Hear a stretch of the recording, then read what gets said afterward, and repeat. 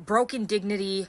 Jake Paul, I'm sorry, dude, but it's time to move on. I don't know in what universe you thought you would ever beat Anthony Joshua in a boxing fight, but it was not going to happen.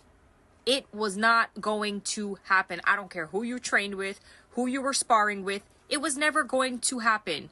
You hugged him, you held onto his legs half the night, and you got your ass knocked out, and you got your jaw broken in 2 places. I really hope this humbles you, Jake Paul. Stick to YouTube. Perfect. Not to Rick.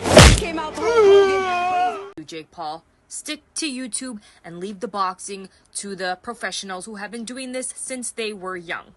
All right? That's all I got to say. The best thing that came out of this fight, to be honest with you, was this right here.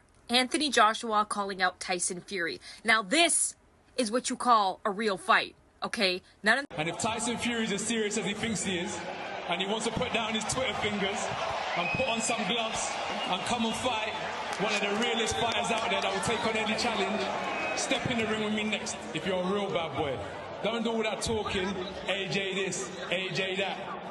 Advice to you, Jake Paul. You got enough money. You're living a good life. Please, keep yourself out of the ring against heavyweights like Anthony Joshua. Do yourself a favor, all right? The Venom Ferrari truck. 3, 2, 1. Check it out.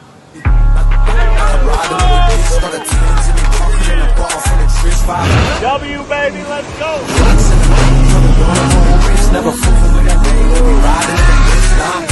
Hey, I'm Anthony Joshua, and I'm proudly of Nigerian descent, and today I'm repping Niger. And this is Rep Your Flag. My favourite Nigerian food has to be jollof rice, red stew, coleslaw, moi moi, and plantain. I do more tasting than cooking. My favourite Nigerian musician has to be Fela Kuti, and the song I like the most is Water No Get Enemy. Me personally, my favourite type of music to dance to when I'm in Nigeria is the traditional music, not so much the charting songs and songs that you hear on your radio station. This is more like local artists, the drums, the saxophones, the guitars of local talent. My favourite place in Nigeria to travel to would have to be my granddad when I go and see him in Ibadan. It's one of the few places in the world that I've been that is completely different to anywhere else. So it's very unique, and I love that about Nigeria.